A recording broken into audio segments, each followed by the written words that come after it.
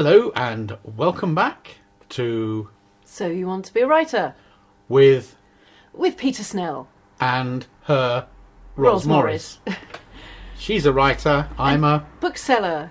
We didn't rehearse that and nobody would know, would they? I probably would. What we're going to do today is we've realised this is our 20th episode. Happy birthday to us. So we thought what we'd do is a kind of 20 questions, which is all the things that I'm most often asked about being a writer, writing, the writing world. And we're not going to play it strictly in the way 20 questions is played, because that's done just with yes and no, and that's probably remarkably unhelpful if you're trying to learn anything. Yes. So, good, he's got the idea. So it will actually be 20-ish, maybe not as far as 20, it depends how much we get nattering. So this may be the first part of 20 questions, but here we go. What do you want to know, Peter?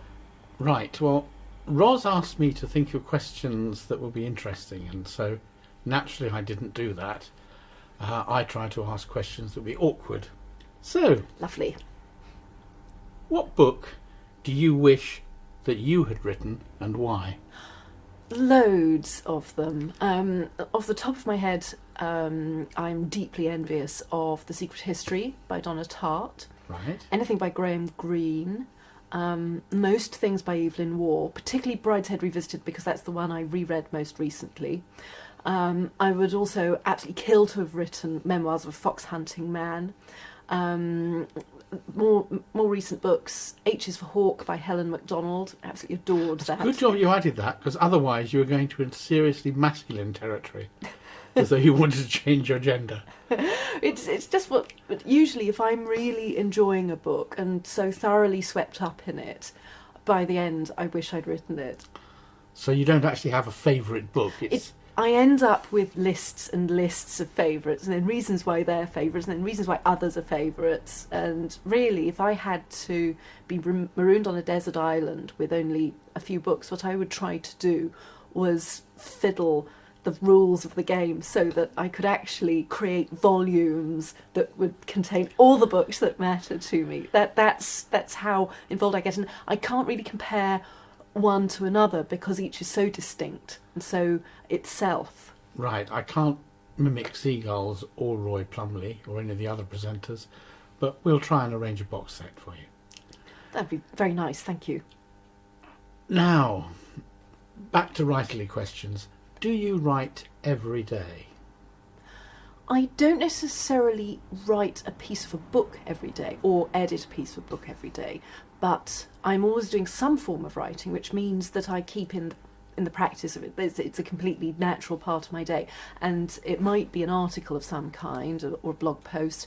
It might be an email that I'm writing to one of my editing clients to discuss something in detail. But for that, I have to end up being quite precise about how I express myself. So I usually end up doing some kind of writing where the communication is very important. It's not just the odd tweet or a line on Facebook or something. There's usually a piece of writing that has to do a job that's done every day. So you're writing something writerly? Writing to do with that, yes. And also where everything about it is very important. So the tone's important, the content's important, the communication of something is important. And this is something that people maybe don't realise. You can practice your writing by doing things that aren't necessarily making a book. And do you feel some sort of bereavement or loss if and when you're not writing? Where I feel the bereavement and loss, and I do feel sort of quite strongly that I need to do this, but where I haven't been able to spend time on my own books, then I do start to feel like there is something missing, something sort of that has to be righted. And do you mean written? Sorry. I knew you would say that. I just knew it.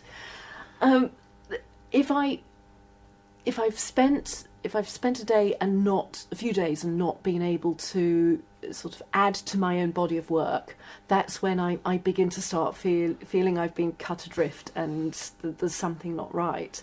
So the making of a book, even if it's slow, is very important to me.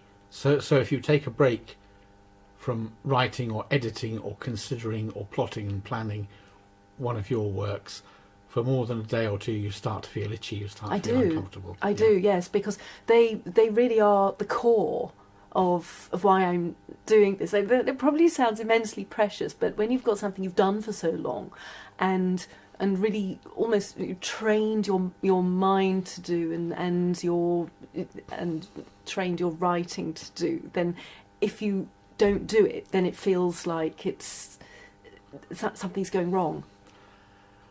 Right, so we've covered how precious to you your writing is, how important it is, what a central part of your life it is, and presumably not just the writing but also the publishing, getting a book out into the wild.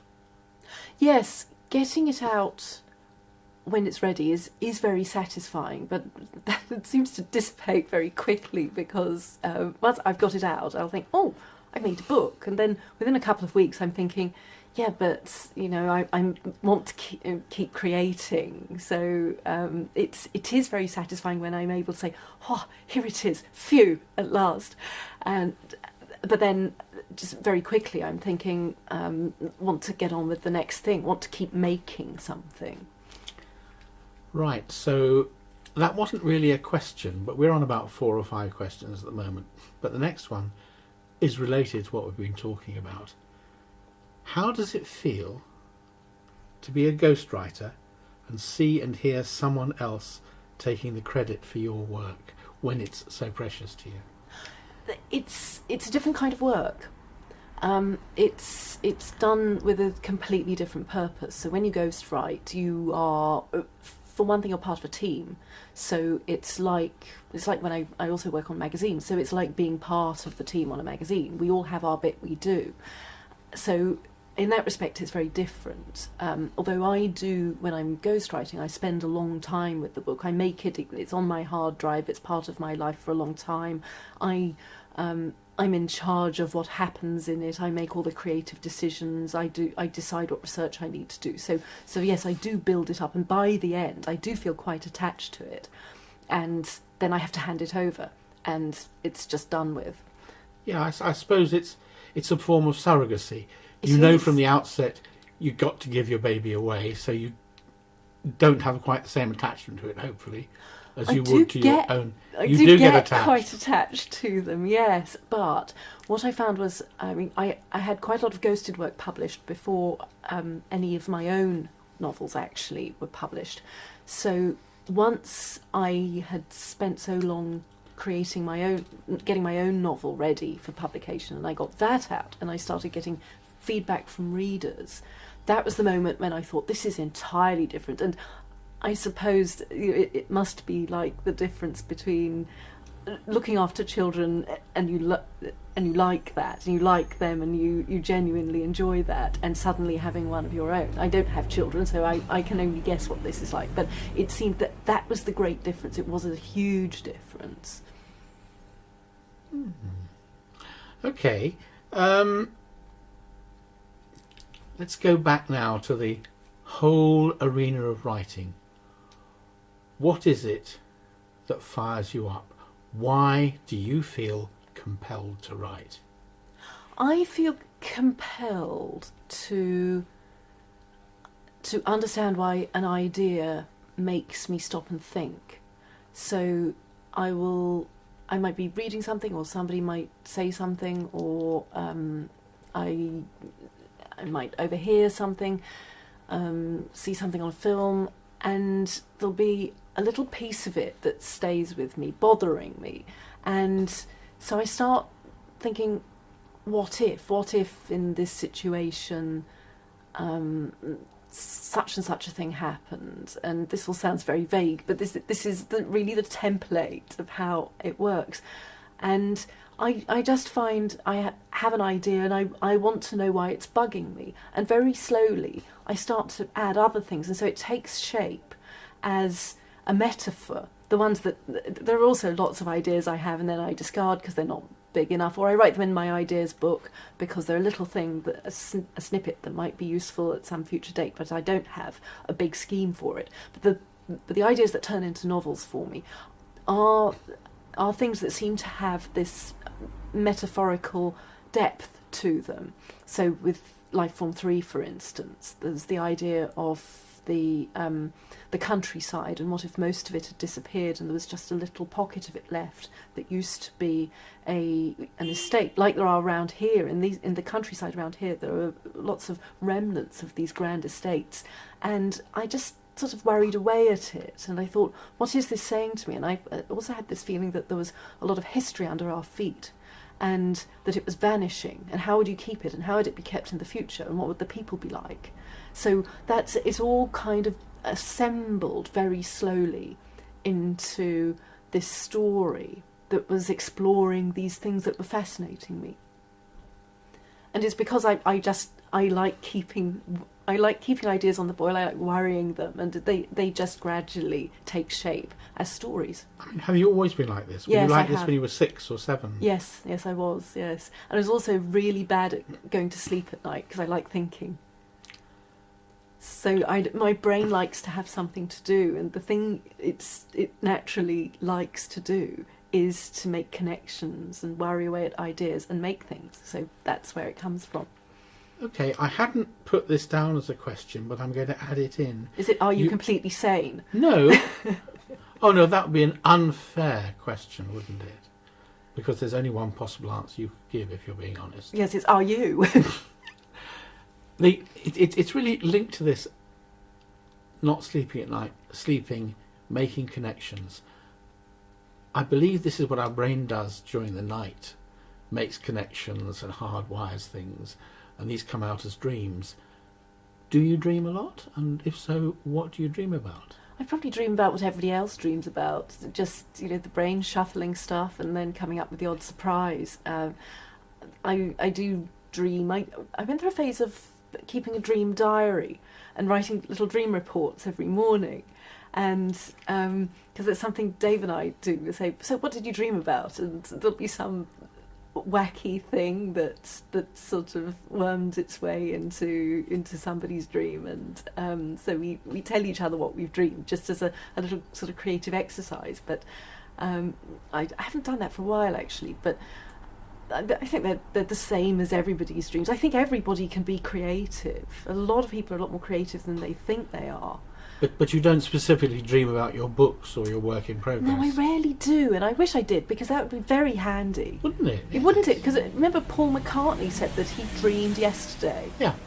And wouldn't that be handy? But no, I've never really had a dream that would add up to a book. I've had dreams where I've been aware that there's a really great story going on, and I wish I could remember it, but when I wake up, the thing I can't remember was why it was so great. I think we all have that one. Yeah. So no. Okay. I think we're seeing into you a bit further than before. I was talking to somebody earlier today, Fran, who you've met here, and he asked me to ask you a question, which I thought wasn't a very good question, but I'm going to ask it and see how it comes across. He said, and I gave him what I thought was my answer, he asked how many drafts you did of a work. Hundreds. Really a lot. And I decided that with Everest, the novel I'm working on at the moment, I will actually count how many I've done, and I write down what I've done on each draft, and at the end I'll do a post where I say, right, on this draft I did this and this and this, and often I have to do separate run-throughs just to correct one tiny aspect of the story to make sure I've got that in balance. But I find it very rewarding, this constant going over and over and reworking to make it perfect. I'm a real perfectionist. Was that what you thought I'd say? No, I thought, and I suggested to Fran, that it wasn't how many times, just how long it took. So you just keep on going till it was right. So that's much what you were saying, but I had no inkling of how many drafts that might be, how many times you might re-edit. Simply that it'd probably be a year or 18 months or longer. It's probably easier to think of it in terms of time, yes, and some drafts will be very much less involved than others. So the redraft I'm doing at the moment is a real overhaul of the story to make sure I've made the story as interesting as possible. The next one will probably be much lighter. It might be just sorting out one aspect of the story, and so that wouldn't take nearly as long. So yes, the time is probably a better way of looking at it. But often people are surprised when they say when you tell them you even correct once and you're not just looking at spellings. Yes, yeah. I mean, he was suggesting that female writers tend to write like this. Men try and hone things and write it down in one hit. I don't know that I'd agree with that. Well, who knows? Everybody's different. But Yeah. Dave, my husband, when he was first writing books, he wasn't writing on computers. He was using typewriters, and he would actually plan an entire page in his head and then write it down. And then put it down. And he would yeah. come out with a really clean copy. So maybe there is something in your thoughts, Fran. We'll get back to you on that. Right, I've got one last question for this segment of the show. Hyphens. To hyphenate or not to hyphenate? How do you feel about them? Well, it depends on which dictionary I'm following. We will talk about house style and dictionaries on that's another show, isn't it? Subject, yes. Have some music. Let's have some music. Your choice? Well, I thought since we're asking questions, we're trying to unravel some of the mysteries of being a writer, that we should play something by Enigma. And which one? The track is, it was their most famous track, Sadness. Sadness. Okay, here we go. Well, that's very lovely, but I think that's enough sadness. Oh, lovely. Well, actually, while that was on, I was thinking of more books I wish I'd written, so we would be here go all on, day. let's hear a couple more. Well, I was thinking Wolf Hall by Hilary Mantel. I know you don't particularly like that, but I haven't read it. Oh, which one of hers didn't you... We're going to go off Beyond topic. Black. That was it, yes. But I love Hilary Mantel. I don't think she necessarily plots that well, but I do really like her writing, her instrument, and the same goes for Andrew Miller. So those are more people who I would add to the people you'd add. That you have to get onto the desert island with me, or I will go insane. Okay. So your solitary desert island is going to be full of authors. A bit like Wicker World, really, or Wicker Island. Mm-hmm. Now, there's a question that everybody asks authors, so you're not going to escape without this one. Trite though it is. Where do you get your ideas? Oh, well, I go shopping for them. Well, they just come to me. Things just strike me as interesting, and so they're either completely unconnected with anything I'm writing, in which case I write them somewhere and try to keep them so that I've got them to look up when I do need something.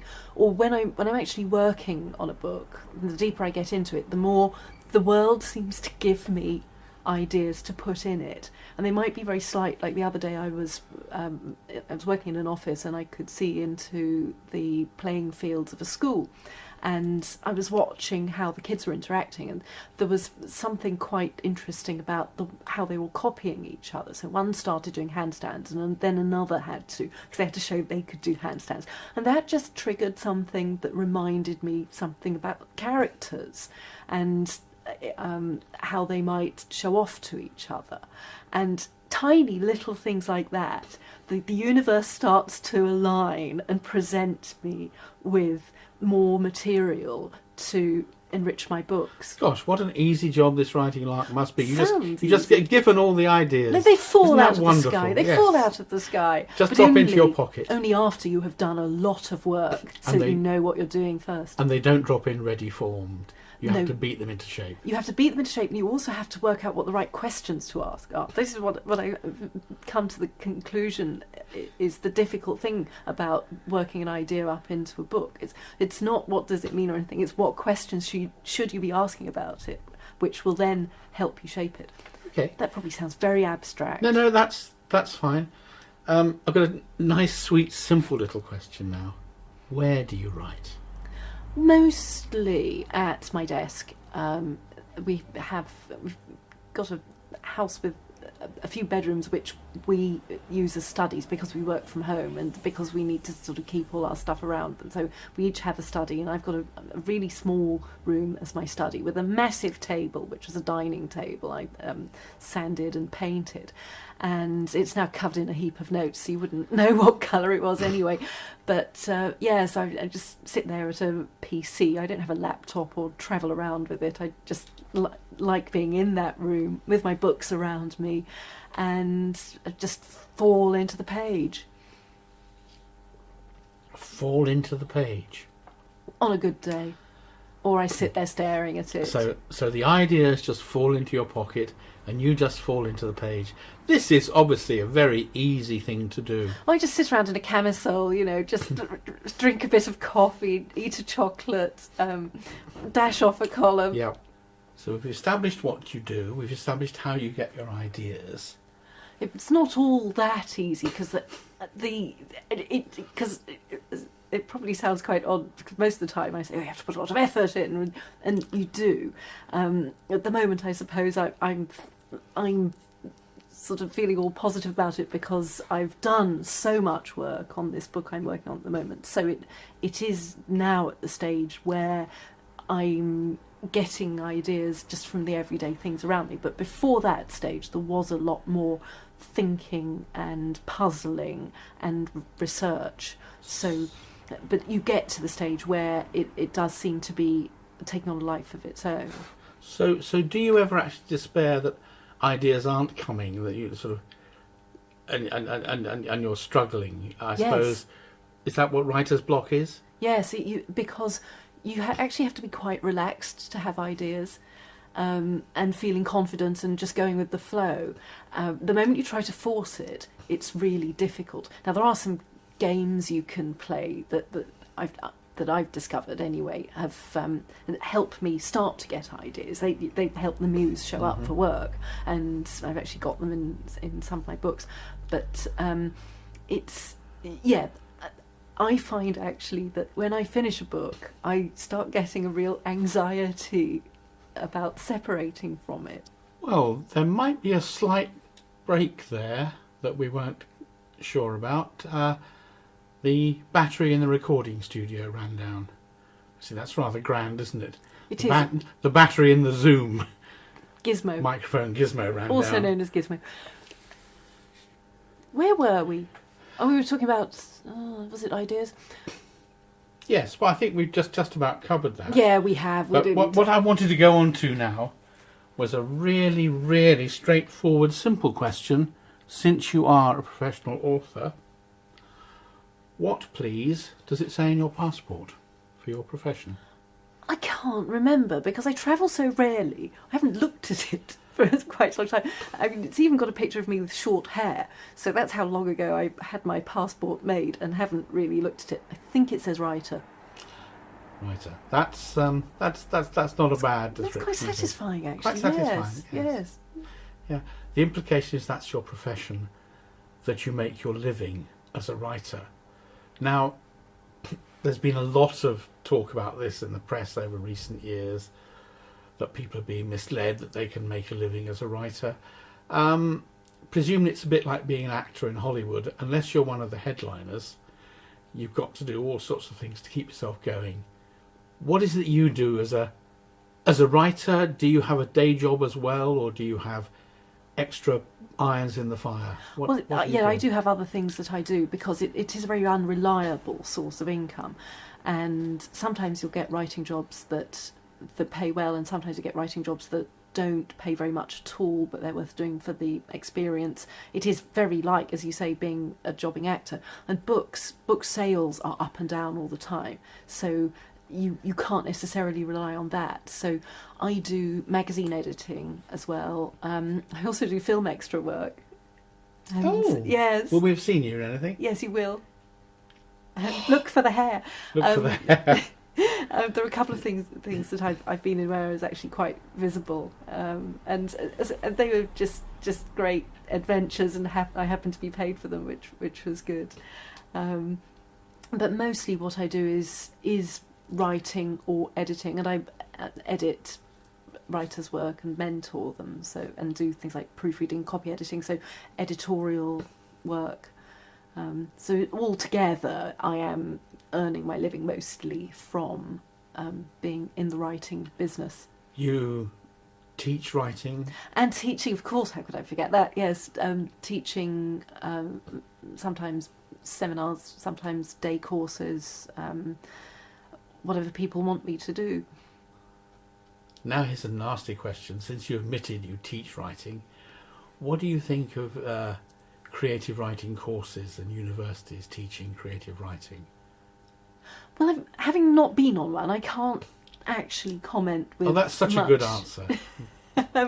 I think that many of them, though, don't prepare writers for the realities of trying to make a living by getting their work published or by publishing it themselves. But that's probably changing a bit, as you say.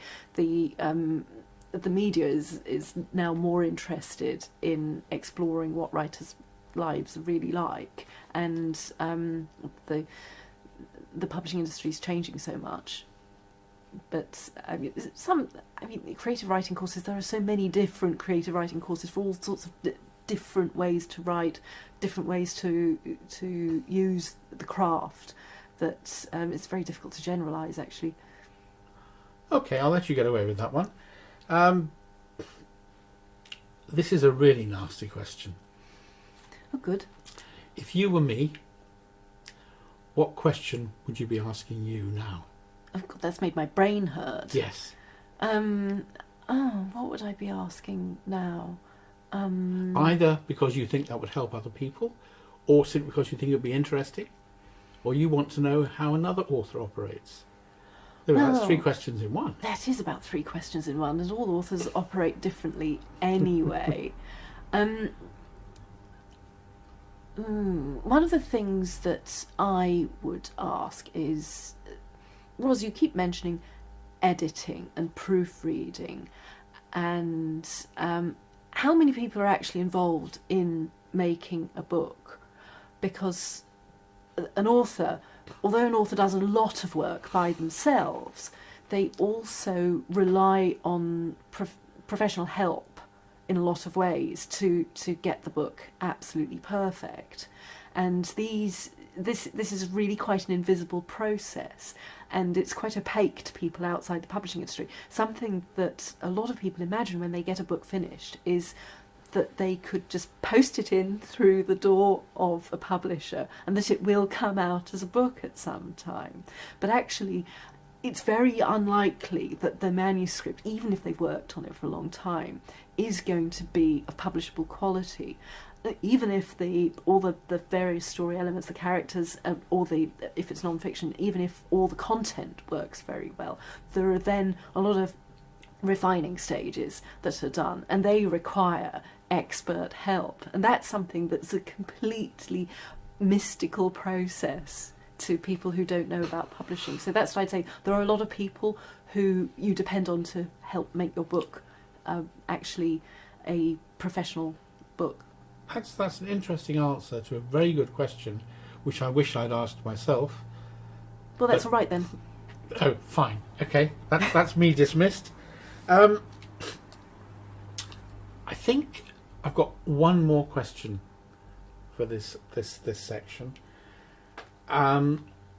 The public conception is of either very, very wealthy writers living a great lifestyle, Rowling and dosh. Yes, or of writers freezing and starving in their lonely garret. But you seem to spend your time, certainly recently, with quite a lot of other writers and interact with a lot of other writers. Is there a strong support network within your profession, industry, whatever you want to call it, or is it something that independently published authors are developing now?